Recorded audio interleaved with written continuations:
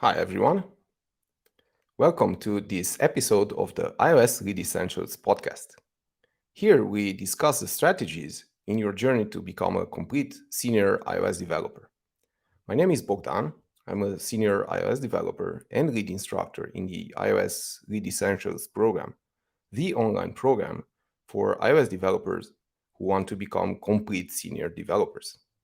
Today our special guest is Florian, a mid iOS developer from France who joined the iOS Lead Essentials program, then got into freelancing and managed to land a remote job with a 4x increase in income, and most importantly, managed to gain freedom, as well as the possibility to travel, which he really enjoys. So join us in learning how he did it and how you can achieve it too. Hello, Florian. Hello, Bogdan. I'm very happy to be here. For how long have you been an iOS developer? I'm an iOS developer for 3 years now. Before that, I was already a mobile developer, so I try to develop a bit with Android or React Native, but Apple software is the best for me. Nice. How did you find about the iOS Lead Essentials program? Um, I watched some video on YouTube, the Essential Developer channel, and I see that we have a 3 week session. So I did the challenge for 1 week, and after that they proposed to join the program. And when I finished the first challenge, I know that I needed these courses, so I make everything possible to join. At this time, I don't have too much money, so I asked my parents, and that was my best choice I made in 2022. Nice. Congrats on that. Thank you. At first, just looking at the how was your career before joining? Like how would you describe that? How was that like? Okay, I joined startup in 2019. So I worked 2 years for the startup, and they let me the choice to learn what I want, make what I want, clearly. And so always develop my view, my application with my own knowledge, but not with a good architecture code or something like that. So it was always hard to make decision, and I I I take the program to avoid that. Nice. And what were you actually looking for when you joined the program? What were, I don't know, the issues you were having? So for me, I always make a code not scalable. So I wanted to make my code a lot cleaner, because at first it wasn't. And so I see in the program the strategy step by step with TDD. At this time, I heard a lot about TDD, but I didn't know how to start developing with TDD.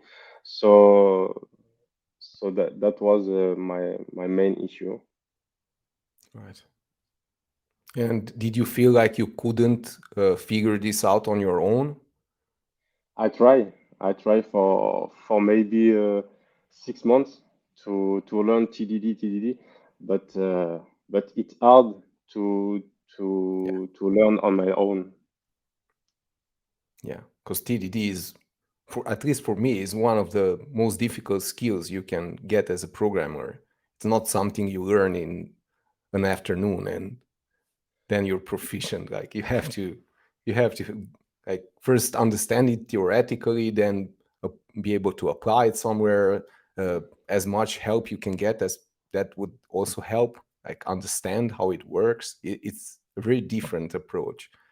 And Yeah, it's not very hard to do it, but it's hard to do it correctly. yeah, it's hard to So, like get the benefits, because mm, you can write some test, right? But then it you feel it's not working. So uh, I know Robert Martin said this, that like people who like learn about TDD and then try to apply it directly to their work project, they most of the time fail because it's too hard to learn it like that. You have to practice it first, maybe in a more controlled environment, easier, so you can understand the steps. And exactly, in a very yeah, small project, so we can see the benefit and we can see why it's good and why we have to learn more. right. But you said something about your maybe your code base not being that clean and scalable. Like, can you recollect what was the part that frustrated you the most about it? Like, what didn't you like? Or So, yeah, I code with like I think like the knowledge I learned in Android or React Native at the beginning, I start like that, and I think it's not the same.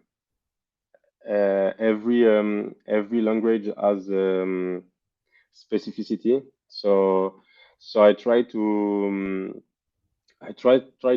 make some code base, but I always have big bugs and like Git conflicts and something like that, you know. yeah, I guess we all have that at some point, right? Yeah, The bigger the files get, you get a lot of conflicts. Like that can be super frustrating. yeah. I think I lose a lot of time um, looking for correcting bugs and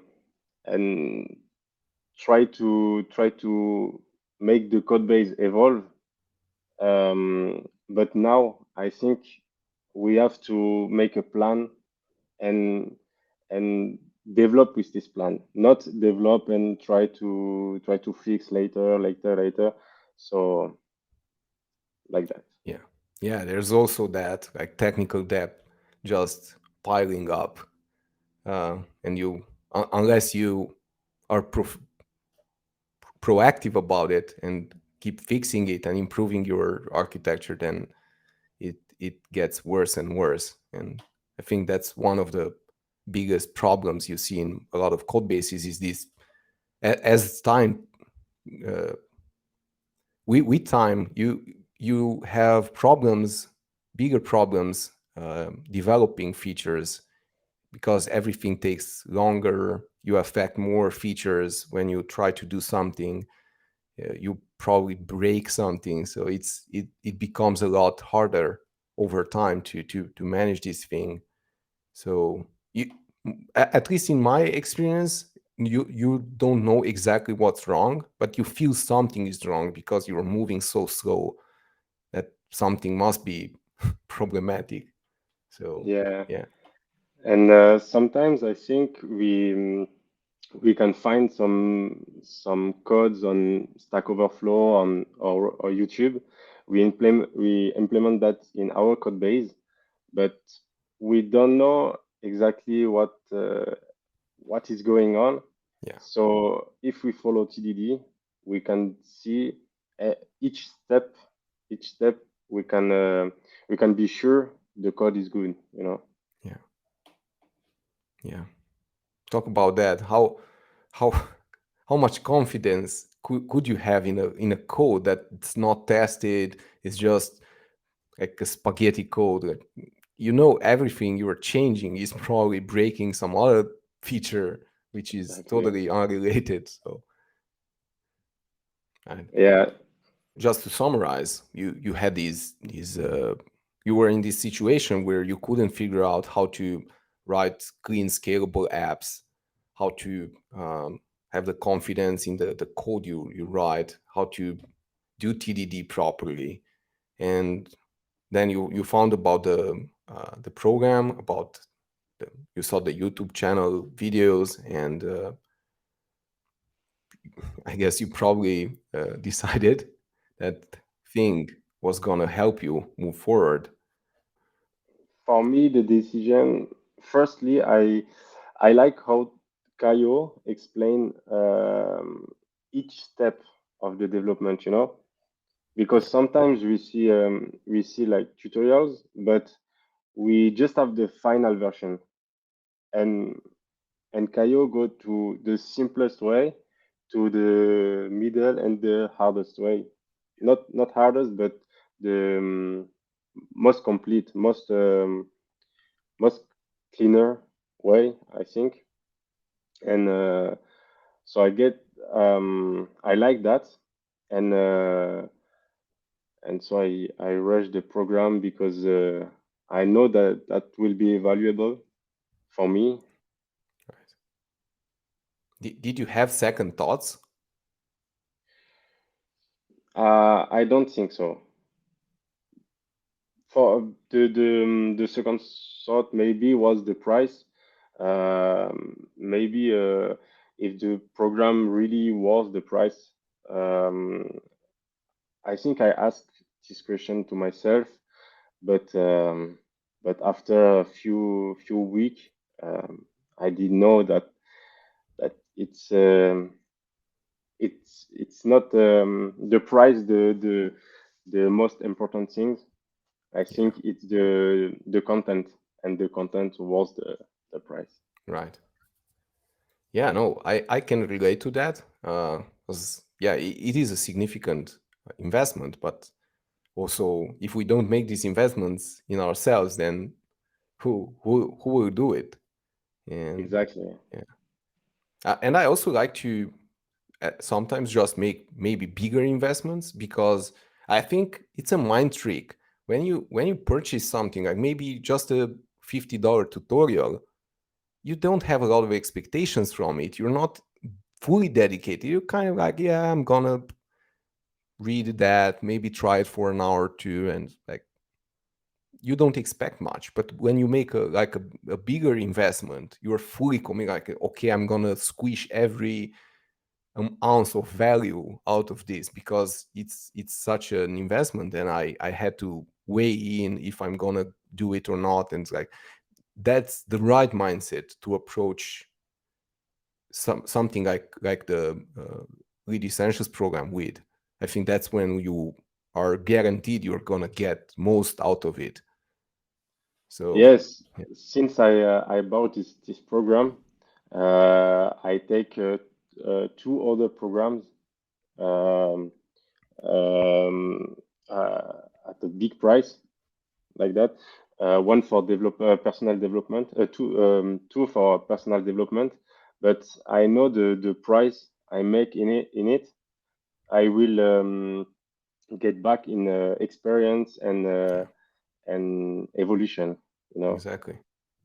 Exactly, because if you increase your salary by, I don't know, some percent, you already paid for it. I don't want to even think about like your incredible 4x increase. So that definitely pays off for Yeah, something like yeah. that. So yeah, very very nice. Okay, then yeah, you decided to take the leap and you join. Now let's maybe talk a bit about how that experience was for you. Like, Okay. for instance, how'd you find the discipline to take and finish the program? Okay. The first 2 months, I work. I watch the video and I do the code. I watch the video and do the code. But every day I did 1 or 2 hour, and at the second month, I get like how to say it. I did get a burnout, something like that, and I stopped the program for like 1 month. I Right. think I I focus on myself at this time. I think I do a lot of meditation, a lot of walking outside, and take care of myself. So I refocus, and then I make a plan, like not working too much, like 2 hours a day, but maybe 1 hour for 5 day a week. So I know that I can stick to this program and get the benefit and not get burnout again. Yeah. Wow, that's tough. I mean, I know a lot of my friends and colleagues who also hit that. I think I also hit it a few times, but I didn't pay that much attention. So it's something that happens, right? You keep working, you maybe have some other thing going, um, and yeah, I'm glad you're past that. I think Thanks. the things you recommended are also things that help me on regular basis, like walking. I think is a Great. general pill for everyone that they can use, and it improves everything, like your mood, your cardiovascular strength, and everything. Like just by walking, you don't need to be a crazy, I don't know, marathon runner. Just some walking would benefit you a lot. And it's like, also, I'm glad you mentioned meditation. I'm also a big fan of that, although I find it very difficult to steady a programmer's mind. But yeah, meditation can help. um, so yeah, probably a tough time for you. Glad you actually, it seems like you kept it under control, because you decide, okay, now I need to take this break, and then you were able to get back on track, so you didn't linger too much in that state of burnout. So uh, Yeah, nice. I know it. Before that, really I never was disciplined, and maybe it was an obsession. It was my goal to be disciplined, but so I work hard on that, and everything after was a lot easier. Yeah, this year, yeah. I can't agree more. I think if it's one trait that I want to always increase, is discipline. I think it's the one that's gonna get you a lot more in other areas of your life. If you have the, because most of the time I think we know what we need to do. We know how to do stuff at work, at home, in our relationships, like working out, everything. You kind of know. The problem is doing it and having the Exactly, discipline. So if you can train that muscle, and you have the discipline to do it every day, consistent, and it's like, the results are amazing, just by having that. So for me, like, I think it's the biggest quality a person can have. Just makes so uh, much difference. I think my main issue was I want to do too much every day, so I never do anything. Yeah, And when you get disciplined, you start to organize your day, your week, your months, and then uh, you do what you plan, and and and you can get faster yeah, if you do less but correctly yeah, than doing a lot of things but not to be 100%. yeah. Yeah, and you get some kind of a feedback loop. So even if you're, let's say, going in the wrong direction, you still notice, like, you're making some progress. You say, okay, this is could be better. I could change this and that, but it feels like you're in control when you apply that discipline. It's like, "Oh, these are the things I want to do in the next months or days or weeks or something," and I just do it. And then you adjust. I think that works perfect, because of course you don't get it first time, right? You experiment a Exactly. bit. Maybe some things are at least I tried some things that are not for me. Like try it for a few weeks, and then it's like, okay, this is not for me. But I won't, like, if I manage to put in the discipline, then I don't have the regrets. Then yeah, I don't know. I never tried it. Oh, Mm, so cool.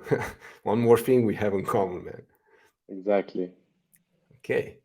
So just circling back, you told us about how you like how your process was to studying, and then you overcame that burnout, which again is really nice, uh, and made you stronger probably.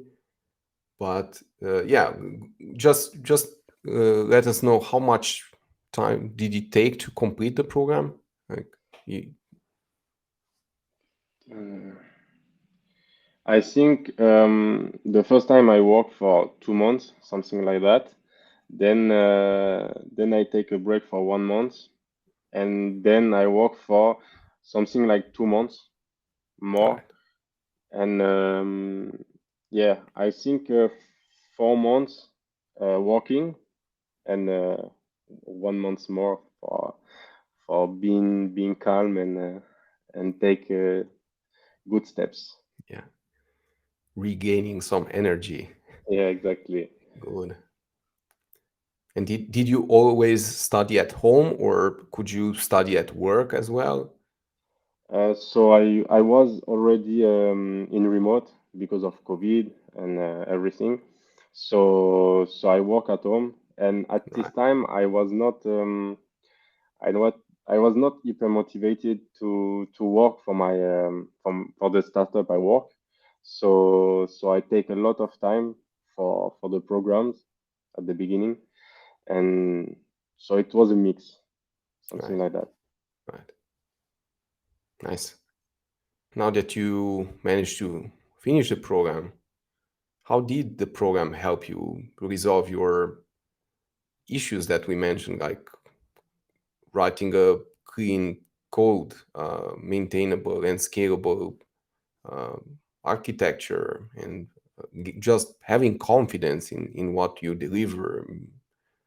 How do you feel it helped you there? So the biggest memory I had, it was in the end of 2022. Um, I I was in the at the end of the program, and I um, I quit my old startup. So I tell them that I quit. So after that, I start looking for jobs, and I take like 5 or 6 test coding application, and one of them was an e-commerce application. So I really like the idea. So I decide to make the best I can. So for 3 days, I develop a small application for them, like just a list of Rick and Morty characters, and I did it like in the programs. So TDD, following TDD, um, implement like CI/CD for testing, and just for doing things. And they say they never see that, they never saw that. So for me, I was exciting because at this time I know that what I learn, it's very valuable Yeah, in the market. yeah, So for me, it was the best memories I had with the program. nice. Yeah, that must be a great feeling, Exactly. actually connecting all the dots, because maybe until then you didn't know how it applies to the market, and just seeing that is probably yeah, make you feel strong about yourself. And Yeah. nice. Confidence decreased. Yeah, you get the confidence, you get the right mood. It's awesome because you're actually doing something you enjoy and you Exactly. get the benefits as well. Uh, So, how long after you finished that? Like, how long did it take after you finished to get this job? something like less than 1 month. Oh, nice, nice, Less very than one quick. month. And how this new setup affect your life? Like, did you travel? Did you like? Yeah, I travel 4 times this year already. So we decide with my wife to travel and work at the same time, so we can travel more. Like we was in Dubai for 2 weeks, and I worked there. Uh, I changed my environment. Environment? Yeah, Yeah. Uh, so my creativity increase, and I can work not faster, but much. How can I say it? It's more clean, you know. Not at home every day. You do the same, and you get lazy. yeah. So when you I change know. your environment, so you get more creative, I think. Yeah, I think your brain just works differently if you put it in a different environment, like in a fresh, nice environment. You feel this Yeah, boost of motivation, creativity. Yeah, it's a good trick to play sometimes when you're maybe burned out or yeah, feeling low, unmotivated. Just change the scenes.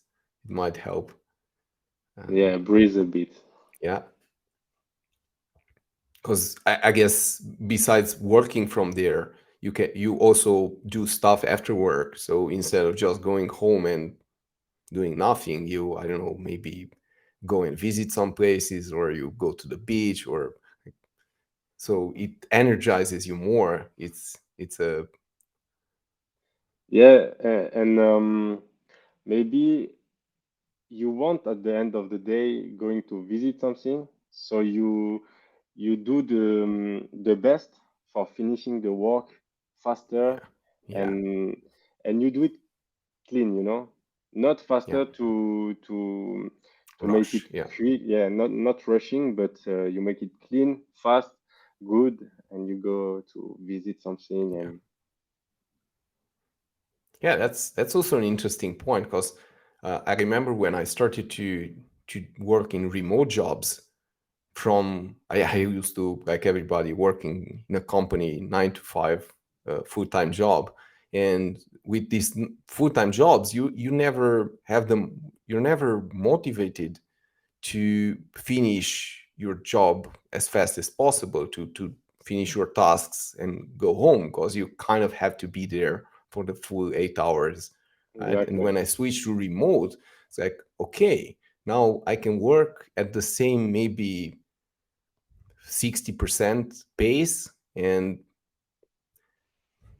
like Yeah, be done after 8 hours of work. I can be extra motivated and uh, do it earlier and then have the rest of the day for other things. So it's nice. And like you said, no, it's not with the mindset of, okay, let's just do half a job and j- yeah, just the pile adds up, but it's more like, okay, how can I be super efficient with this and get my hours back? So nice, nice one. yeah. Today when I work, I think different than last year. Like now when I develop a feature, I I will do it the best way for me, not for the job, not for making it fast. I will do it for me because the next time I will do the same, it will be a lot easier. Yeah, yeah, that's nice. That I think you're starting to think more like a senior, No, Yeah, because you know that if you take shortcuts now today, they're gonna bite you few exactly. weeks from now or a few days from now. So I did it's it in the beginning of my journey, so the first and the second year. But now I know what I will not do the same. yeah, yeah, that's it. I think this is a big one for many developers. It's you can't go fast if you're not going well. So that should be your primary focus. Mm, And exactly. I know how it is. Like when you're a junior, people just try to push you to get it done as soon as possible, and it's like trying to skip steps and Yeah, exactly. Skip yeah, steps is the hardest choice to do because yeah, we have to pay later. yeah. Or if you ever make the mistake of asking your boss or your team leader, like, should I test this? It's like, no, don't Mm, test it. It, of course it depends, like if you are in the right team with the right mindset, that yeah, testing is mandatory. But I've seen a lot of other setups where people want to skip it before, if you present it like that. So if it's an like an extra option, you know, you do the code and should I do testing as well, it's no. But if your mentality, if your proficiency as a specialist is like, no, no, no, I write the test first mm, because that's how I drive my implant, then there's no decision involved. Like nobody will tell you not to do it because that's how you work. Huh? exactly. So it's different, very different. But cool, cool. Okay. How was because this is a major step. At least it was for me and for other people going into freelancing and uh, remote jobs. And how was that for you? Was that difficult? Was did, Um, Difficult, no, because it's the same as working for somebody with a contract. I don't know in English how to say it, but in French you yeah, have a contract? contract, yes. So it's the same, but you work for you, and you can make your own choice, uh, and not to be engaged for like 1 years or indefinitely sometimes. Yeah, So you can take missions um, with interest for you, and in freelancing, I know in France is like that, but it's always a 3 months contract. So after 3 months, if you don't like it, you can go somewhere else. Or if you like it but you want to see something else or another project, you can go, and it's easier. I guess it depends because I mean, depending on who you're actually contracting with, they can have this 3 month period or not. Like it really depends. I've seen a lot of different opportunity types out there. But yeah, I understand that if you're maybe working with a France based company, then it's probably they follow the market trends. Yeah, So yeah, for I asked you because for me, I saw this change in the way I address the way I work. Because when I became a freelancer, I actually got more involved because I always felt like, okay, I'm remote, I'm alone, if you want to put it like that. And those people that I work with don't get to know me that much. So unless I over deliver, that mentality that the guys are trying to create in the program, the mentality of over delivering, so overachieving, always uh, mm, being extraordinary, trying to do the best you can. That fit with me perfectly because I felt that's how I need to behave as a contractor, so people yeah, can value me. Otherwise, I'm just like at every point I risk that my contract is terminated because I'm just one of many.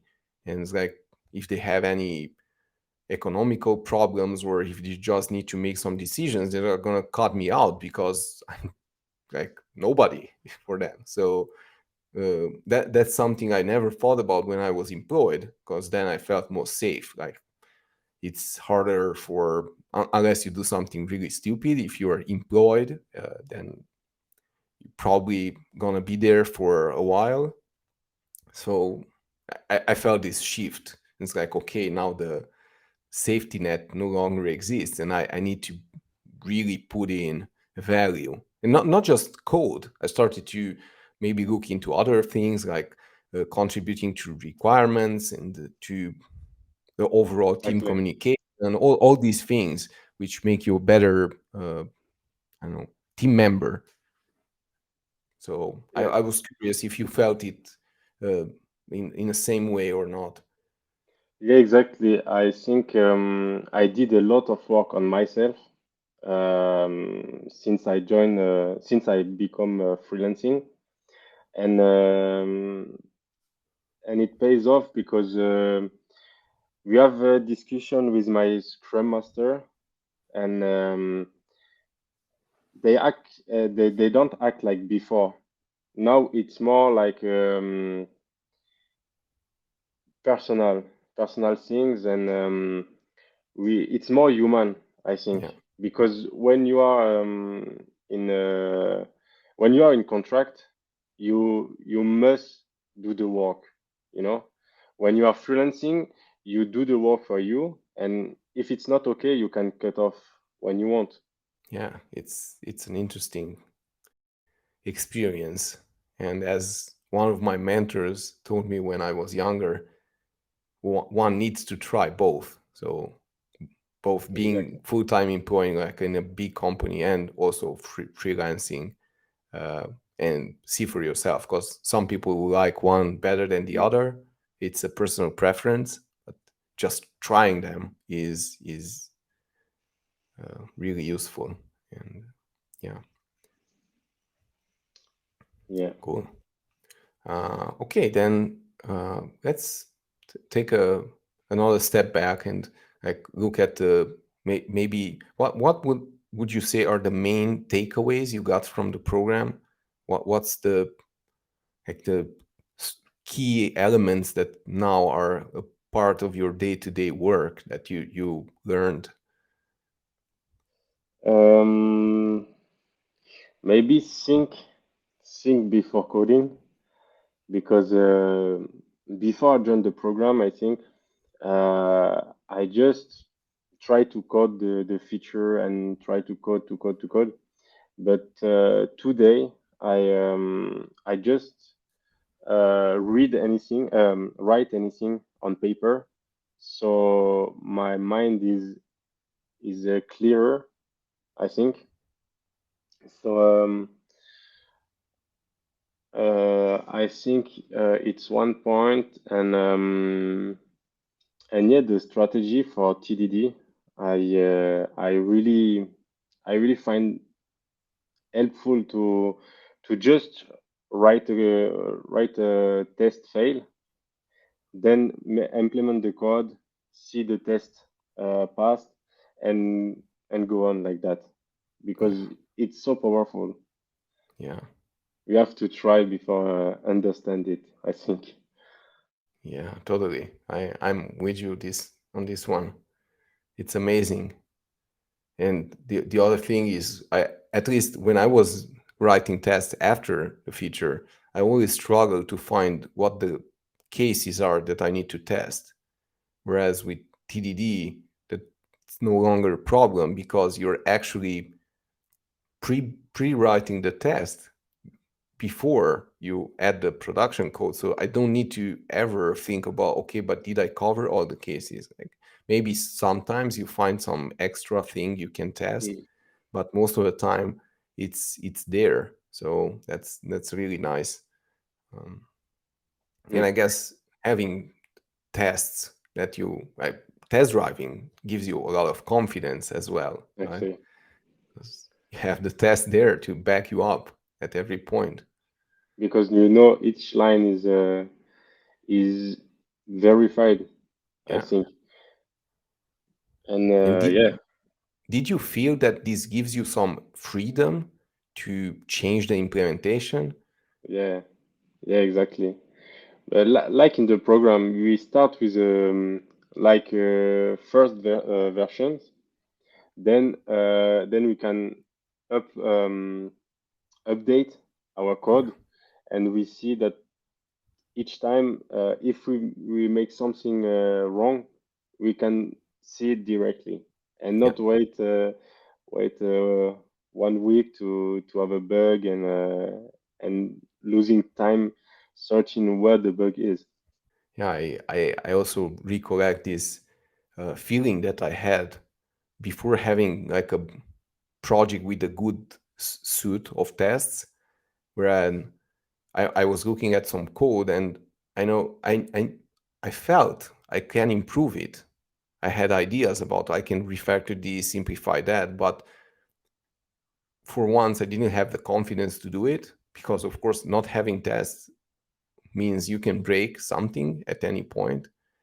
And also sometimes I started to do the refactoring and I couldn't even get the code to compile.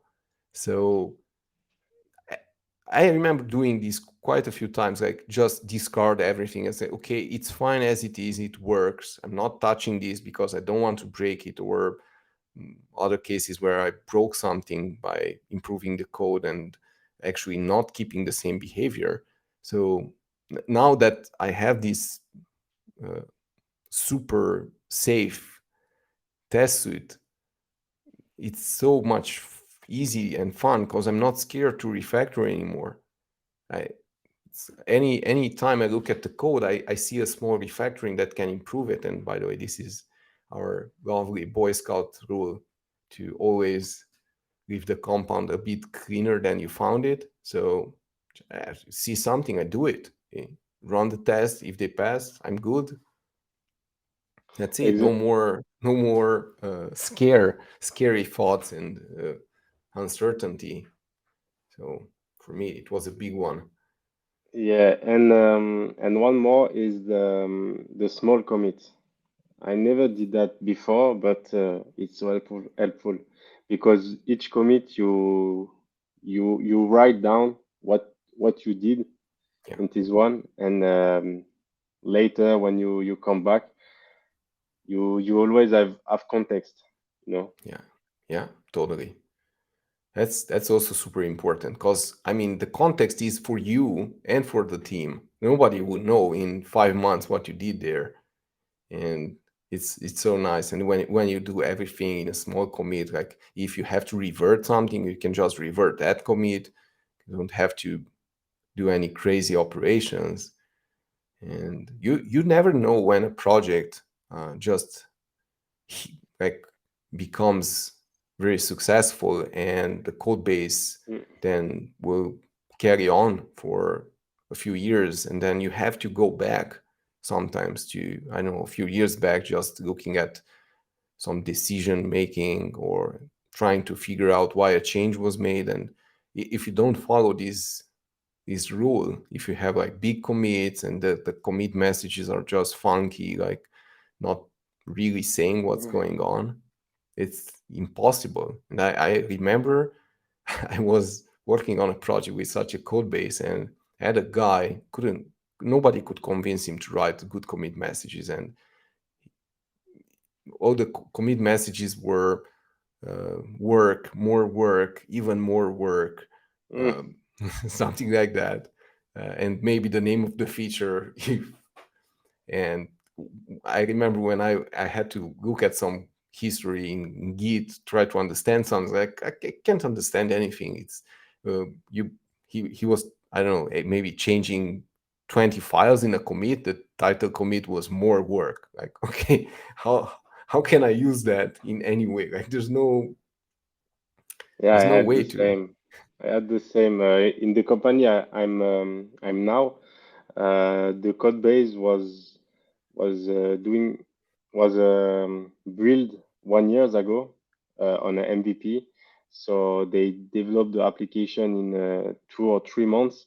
So they rush everything, and today we have a lot of bugs. Like for the it's a e-commerce application, and the cart is bugged as fuck. So we try to fix that now, but it's not easy. No, I know. It's not easy. So, yeah, and sometimes you just end up rewriting because you cannot understand. So you Exactly. throw that away. But that's so unfortunate when it happens. Yeah. Yeah. You mentioned this team where you work on the e-commerce app. Um, did everyone in the team follow like solid principles and TDD and everything, or did you have to convince them? Like how was that like? We are three on the iOS side, and they not follow every solid principles, but they are aware of the benefits. So I think it's good for now, and we discuss a lot to improve the process Right. and try to do the best So you're we trying can. to educate them in these things you learned. Yeah, exactly. And I learned from them too. Yeah, totally, totally. We all learn from someone else, but yes, I think it's nice at this time. I'm glad. I'm glad. And the reason I asked you this is once a lot of developers have this issue where they go out and learn something, and then when they try to apply it in their teams, they get this friction because, for once, people are reluctant to change. And they're going to say, "Oh, but that's not a good idea to do that." And so they struggle with this. And since we are developers, we are most of the time maybe introverts. We cannot uh, properly build a case for the thing we want to do. So we can't buy in other people in the new practice we want to introduced. So it's a hard thing, and I know many people have asked Kai and Mike and maybe myself in other occasions about how to handle this. Like, what's the best way to convince your team to, I don't know, do TDD or uh, other things. So and yeah, so glad you found a balance there, and I think it's really important what you said, that you are also learning from them. So even in if in some topics you may be more experienced, that doesn't mean there's not a lot to learn from somebody. So if you have that mindset, then totally you're up for a big jump in your career when you are open to learning. Like, and I try to keep this open mind whenever I'm working with somebody, even if it's a junior. He might know something that I don't, Mm. and especially with people with bigger experience. And you never know when you see something they did, and it's like, whoa, wait a minute, just tell me what you did, because I have no idea what you did there. So Even the process in their head is yeah, really important because yeah, we can find some pattern or something like that yeah, and and go. yeah. That's how we learn, right? Yeah, exactly. We are That's one. students all our life. Exactly. And that's one of the things I love most about being a part of the community at Essential Developer is just seeing all these people with different experiences talking about different things. It's you can feel that they come from a very different background than yours. Mm. So you always up for learning something, and that's why I try to get involved in as many conversations as possible on Slack, just to for this huge opportunity to learn from somebody, which is surprising, like how many times that happen, and they see the problem differently than you do. So it's, yeah, Exactly. really Yeah. really nice. Okay, Can you just to wrap up on the like we were talking about the main takeaways from the program and you mentioned a few, and I was maybe looking for an example if you can find one where applying these principles and ideas really helped you and made a difference. Like can you think of any example like that? Because I think it would be useful for our watchers. I think like the CI/CD before I come in the programs, I never tried to did that because it was confused in my head, Right. and it's really simple at the end. Of course. So Of we course. did it in the program, and then I implement it in the in my job, and it's life saving. We save a lot of hours with that. Yeah. Yeah. So I think it's really interesting to just try a bit, and we will save a Yeah. lot of hours. That's a great example actually, because a lot of teams don't have an automated pipeline for making builds. Mm. So yeah. And I know a lot of developers are scared about this. It's like, yeah, it's very, very complicated. I don't want to do that.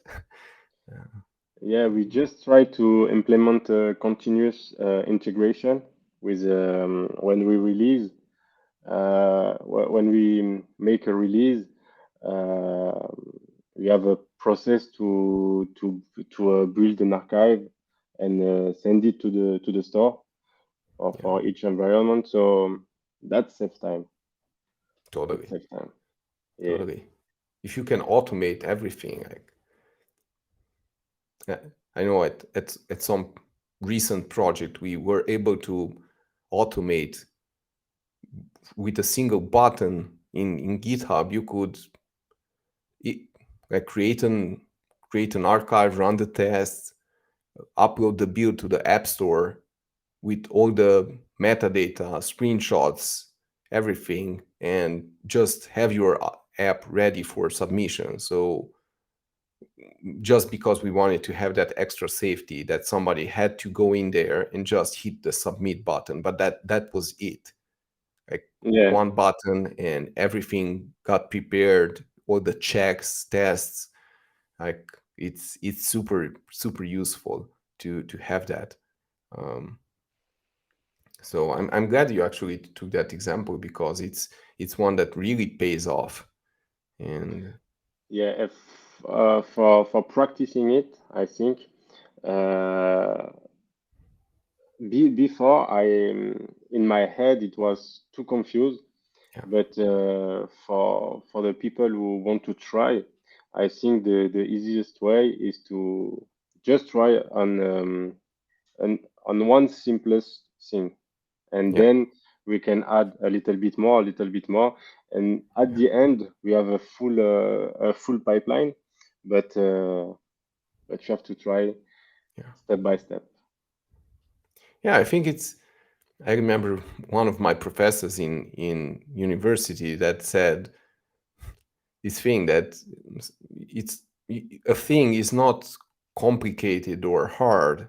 It's just that you don't know it, and when you do like learn it, then it becomes easy. It's like you say, well, it's not complicated, right? Because you know how it works, and now it's like, okay, not a big deal, just like some Xcode build command and then upload the build, and not, it's not too complex. But if you've never worked with that, then it can Mm. be intimidating. Like I don't know how that works. Like there's probably many things involved, like getting the right certificates and profiles and uh, access to the App Store Connect and maybe or Yeah, test flight, and but they're not that complex. And now there are many tutorials and everything on all the CIs available, all the CI tools available. So yeah, it's not that hard, but nice,